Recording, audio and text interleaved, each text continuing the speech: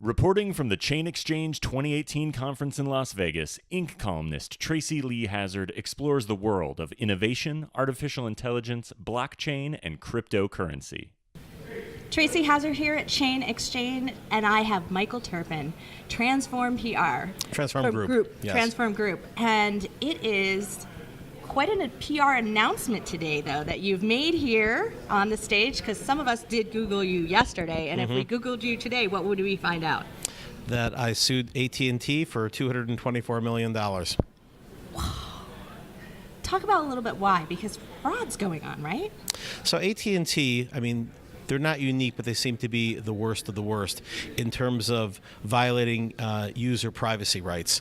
And when you sign up with a telco, you expect them to protect your information. And there are criminal gangs out there for many years now who have basically hacked digital identities.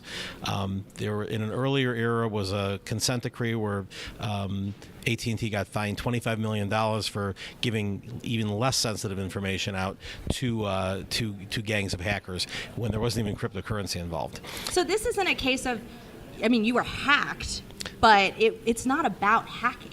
Well, they're called SIM swaps, and what they do, these criminal gangs, is they either go into the store and try to find someone dumb, or increasingly we're finding out from arrests, they actually have bribed people in the telco stores, and they find junior guys who are maybe making $10 an hour, and they say, you know what, I'm going to give you $1,000 if you hand over this information. And they do that through social media. So in some cases, they don't even have to go into the store. They just simply say, here's the guy's name, put it in the records. And in my case, I had been hacked last year, also by AT&T, and T-Mobile at the same time, and I went in and said, how do I get, it was for a smaller amount of money, and I said, how do I get, bulletproof protection? Do you have a way? And they, what do you do if Brad Pitt comes and says, I'm losing, people are taking, pictures off my phone, and so they have what they actually call their sort of celebrity, protection, and high-profile celebrities. And what that was, and both T-Mobile and AT&T, and I assume some of the other ones have this, for really high-profile accounts, they will give you a 6 to 8 digit password that cannot be changed. So if I can go in there with the Pope and my mother and a passport, can't change it. They can't get all your data. That's correct. Get all of it. At least that's the theory. In my case, even though the screen, and we have copies of the AT&T files, the screen right at the top said high profile must ask account, didn't ask. And they don't it have happened again. It happened. Well, this was in January. So do you think you're a target, though, because of your work in the blockchain? Of course I'm a target, and many other people are targets, too. The point is, if the telephone company can't protect us, they should say, you know what, you can't have an account with us because we can't protect you. They didn't say that. They said, we have a high profile, high security. This way, you're safe. Wow. You were talking on stage and about some really interesting kind of dynamics going on between all of these ICOs that you've been doing. And I read online that you've done 31% of the ICOs that have come out successfully have been through your company. 31%, actually it's 31%, and it's obviously a moving target with things going up and down, but it was 31% the last we tracked a few months ago of the entire market value of the blockchain. Wow, it's even bigger than that. Excluding Bitcoin, yes, because Satoshi didn't work with anybody. So there you go. Wow. So what do you see going on? I mean, what is really the key to getting an ICO successfully through today? Well, I mean, we're in a bear market right now. So last year, in many cases, you could go and have a cool idea and put something out there and get a community developing and raise a lot of money. You can't keep adding, and part of that was the dynamic of several $1 billion. About $3.5 billion was raised last year from wealthy family offices and other people saying we're going to give it to digital currency funds to go and spend. And obviously, that was reflected in the value of the overall market going from less than 50 billion at the start of the year to over 800 billion, and so a lot of people made a lot of money. Then you had the CBOE which was sort of, Wall Street coming in and letting people kind of play games.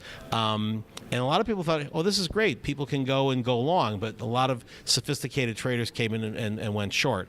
Nothing wrong with that, but it basically meant that, we're now entering an era where it's going to be less organic when you have run-ups, and where you're going to be less organic when you have crashes, because there'll be a lot more legal and illegal manipulation, and the laws are still being defined.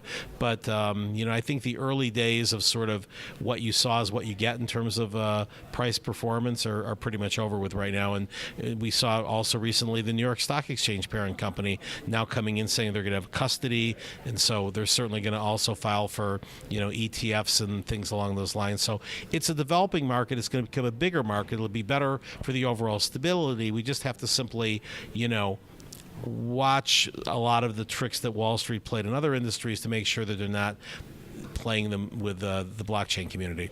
So where would you say that we are in the cycle of blockchain and a combination of blockchain and AI together? So I won't speak to AI because it's a completely different its own field. Thing, yeah. So with blockchain, I would say that you could map kind of the growth of the internet.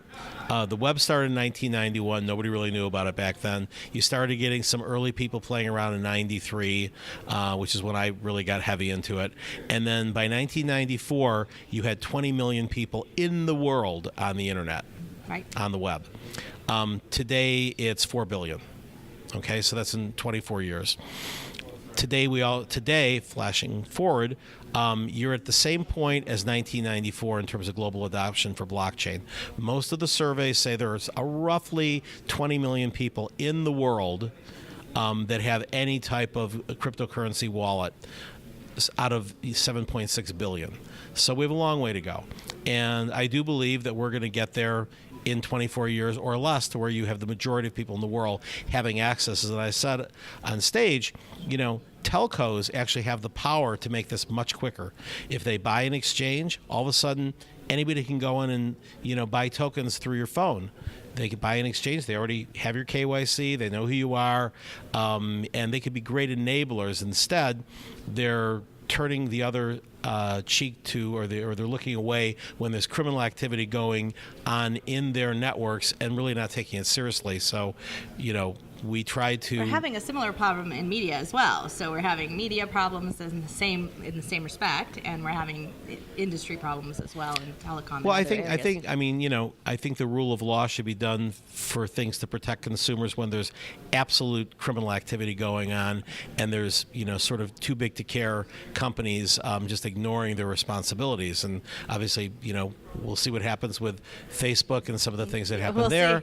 But with this, we think this is going to be a landmark case. Well, we'll be watching carefully. So this is Michael Terpin, Tracy Hazzard from Chain Exchange. For more on Chain Exchange, Tracy's guests, or her Inc. articles and column on innovation, please go to feedyourbrand.co/CXC.